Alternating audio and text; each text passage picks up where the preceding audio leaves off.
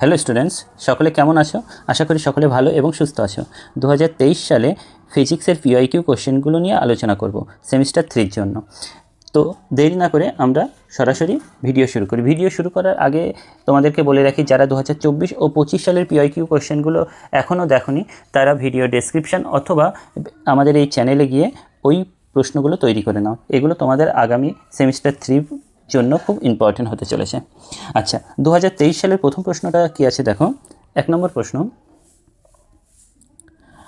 দুটি আধান plus Q ও plus Q এর সংযোগ সরলরেখার মধ্যবিন্দুতে একটি কিউ আধানকে স্থাপন করা হলো। সংস্থাটি সাম্যাবস্থায় থাকবে যদি কিউ আধানটি হয়। অর্থাৎ দুটো আধানকে রাখা হয়েছে একটা সরলরেখায়, প্লাস কিউ, এখানে প্লাস কিউ, আর ক্যাপিটাল কিউকে এদের ঠিক মধ্যবিন্দুতে রাখা হয়েছে। তো আমরা ধরলাম যে এই দূরত্বটা আর, আর এই দূরত্বটা আর। ঠিক আছে, যেহেতু এটা মধ্যবিন্দু তাহলে এটাও আর হলে এটাও হবে আর। এখন এই যে এই আধান তো সবসময় সাম্যাবস্থায় থাকবে, কিন্তু এই আধানের উপর মোট বল যদি 0 হয় তাহলে কি বলবো? সাম্যাবস্থায় আছে। তাহলে এই আধানের উপর এই আধান দিয়ে প্রযুক্ত বল কত হবে? Q into small q by r square, যদি এটা সিজিএসে নিই। আর যদি এসআই পদ্ধতি নেই তাহলে 1/4 এপসাইলন নট আগে একটা যুক্ত হবে, প্লাস এই আধান দ্বারা এর উপর যে প্রযুক্ত বল সেটা কত হবে? 1/4 epsilon naught into q by এদের মধ্যে দূরত্ব হলো 2r এর হোল স্কয়ার। তাহলে মোট বল যদি 0 হয় তবেই সাম্যাবস্থায় থাকবে। সেখান থেকে আমরা কী পাবো? 1/4 epsilon naught into q into small q by r square equal to minus 1/4 epsilon naught q by 2r এর হোল স্কোয়ার মানে 4r স্কোয়ার। এখানে 1/4 এপসাইলন কেটে গেল, আর স্কোয়ার কেটে গেল, একটা কিউ কেটে গেল, ক্যাপিটাল কিউ এর মান হচ্ছে মাইনাস স্মল কিউ বাই 4। অর্থাৎ তোমাদের অপশানগুলোর মধ্যে দেখো ডি হলো আমাদের রাইট আনসার। তো 1 দাগের উত্তর হলো ডি। 2 দাগে কি বলছে? 2 দাগটা দেখো, 3টি 4 মাইক্রোফ্যারাড ধারকত্বের ধারককে এমনভাবে যুক্ত করা হলো যার ফলে কার্যকর ধারকত্ব পাওয়া গেল 6 মাইক্রোফ্যারাড। এই সমন্বয়টি করা যাবে যদি, দেখো আমরা যদি এখানে 4 মাইক্রোফ্যারাড ধারকত্বের কটা আছে? 3টে ধারক। তাদেরকে যদি আমরা এইভাবে কানেকশান করি তাহলে তুল্য ধারকত্ব কত আসছে দেখো। এই তো প্রথম দুটো যে ধারক, যাদের ধারকত্ব সি, এদের শ্রেণী সমবায়ে যুক্ত আছে, শ্রেণী সমবায়। তো শ্রেণী সমবায় এই দুজনের তুল্য ধারকত্ব কত হবে? আমরা সেই ফর্মুলা জানি 1/c = 1/c1 + 1/c2। তো এই জায়গায় যদি আমরা বসাই তাহলে দুটোই 1/c + 1/c করেই আসে। তার মানে এই তুল্য ধারকত্বকে সি না ধরে আমরা c' ধরলাম, তাহলে 1/c' = 2/c বা c' = c/2। অর্থাৎ এই c এর মান যেহেতু 4/2 মানে কত? 4/2, তার মানে হচ্ছে 2 মাইক্রোফ্যারাড, তাই তো? অর্থাৎ এই দুজন মিলে এখন ধারকত্ব কত হয়েছে আমাদের? 2 মাইক্রোফ্যারাড। আর নিচে আছে কত? 4 মাইক্রোফ্যারাড। এই দুজন কী অবস্থায় আছে? সমান্তরাল। তাহলে সমান্তরাল সমবায়ের ফর্মুলা কি? সমবায়ের ফর্মুলাটা কি আছে? c = c1 + c2, অর্থাৎ ধারকত্বগুলো যোগ হয়। এখানে কত আছে? 2 আর এখানে 4, মানে 2 + 4, তার মানে হয়ে যাচ্ছে কত? 6 মাইক্রোফ্যারাড, তাই তো? অর্থাৎ এই 3টে ধারক মূলে আমাদেরকে 6 মাইক্রোফ্যারাড তখনই তৈরি করবে যখন দুটো থাকবে শ্রেণীতে আর একটি থাকবে সমান্তরালে। অপশানগুলোর মধ্যে দেখো, প্রথম বলছে প্রতিটি শ্রেণীতে না, হবে না। প্রতিটি সমান্তরাল না, দুটি সমান্তরালে একটি শ্রেণীতে, আর দুটি শ্রেণীতে একটি সমান্তরালে। তাহলে আমাদের কি? দুটি শ্রেণীতে একটি সমান্তরালে, অর্থাৎ ডি হলো আমাদের রাইট আনসার। এক্ষেত্রে আমাদের উত্তর হয়ে যাচ্ছে ডি। ঠিক আছে, তো পরের কোশ্চেনটা আমরা দেখি, অর্থাৎ 3 নম্বর কোশ্চেন। 3 নম্বর কোশ্চেনটা কী বলছেন? যে একটি 3 ওহম রোধকে যখন একটি ব্যাটারির দুই প্রান্তে যুক্ত করা হয় তখন এটির মধ্য দিয়ে 3 অ্যাম্পিয়ার তড়িৎ প্রবাহিত হয়, তাই তো? অর্থাৎ দেখো, এটা বলছে যে একটা ব্যাটারি আছে, সেই ব্যাটারির যদি আমরা প্রথমে কত 3 ওহমকে আমরা যুক্ত করি তাহলে এর মধ্যে প্রবাহটা পাচ্ছি আমরা 3 অ্যাম্পিয়ার। পরের প্রশ্নটা কি? যদি অপর একটি 15 ওহম রোধকে যখন ওই একই ব্যাটারির দুই প্রান্তে যুক্ত করা হয় তাহলে তার মধ্যে দিয়ে প্রবাহ মাত্রা হয় 0.75। তাহলে এখানে যখন আমরা 15 ওহম দিচ্ছি তখন এদের মধ্যে আমরা প্রবাহটা কত পাচ্ছি? যে 0.75 অ্যাম্পিয়ার। ঠিক আছে, আমাদের কী বার করতে হবে? ব্যাটারির আভ্যন্তরীণ রোধ কত? তো আমরা তড়িৎচালক বল ধরলাম, যে তড়িৎচালক বল ই ধরলাম, রোধ আর তড়িৎচালক বল ই, আভ্যন্তরীণ রোধ আর। তার মানে এখানে আই ইকুয়াল টু কি E by capital R plus small r, অর্থাৎ 3 ইকুয়াল টু তড়িৎচালক বল ই বাই রোধ 3 প্লাস স্মল আর। এই একটা সমীকরণ, এখান থেকে কোনাকুনি গুণ করি, 3 3 9 প্লাস 3 আর ইকুয়াল টু ই। এটা 1 নম্বর সমীকরণ থাক। 2 নম্বরে দেখো এখন তড়িৎ প্রবাহ কত 0.75 ইকুয়াল টু ই বাই আর এর মান কত 15 যোগ স্মল আর, তাই তো। তার মানে এটা কোনাকুনি, এটাকে 75 মানে কত দেখো 3/4, 3/4 equal to E by 15 plus small আর।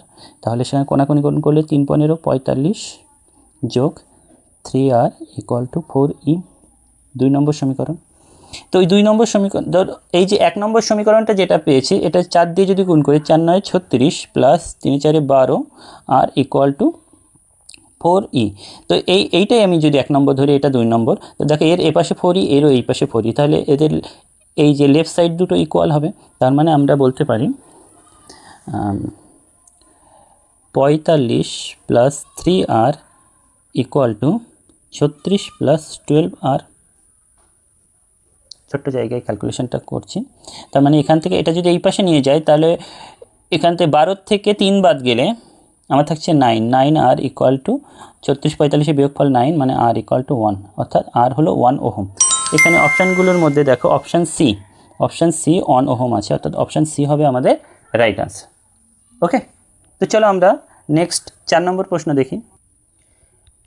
4 দাগে কি বলছে, একটি আধানগ্রস্ত কণা সমপ্রাবল্যের চৌম্বক ক্ষেত্র, তো একটা আধানগ্রস্ত কণা মনে করলাম প্লাস কিউ, বি চৌম্বক ক্ষেত্রে, সমপ্রাবল্য বি চৌম্বক ক্ষেত্রে প্রভাবে আর ব্যাসার্ধের বৃত্তাকার পথে ভি দ্রুতিতে, আর ব্যাসার্ধের বৃত্তাকার পথে ভি দ্রুতিতে আবর্তন করছে, গতির পর্যায়কাল। তাহলে এই আবর্তনের পর্যায়কাল বার করতে হবে। তো এক্ষেত্রে আর ইকুয়াল টু আমরা একটা জিনিস জানি, R equal to m v by q B. তাহলে এখানে capital R equal to m v by q B, যেখানে এম ভর, কিউ আধান, বি চৌম্বক ক্ষেত্র, ভি হলো বেগ।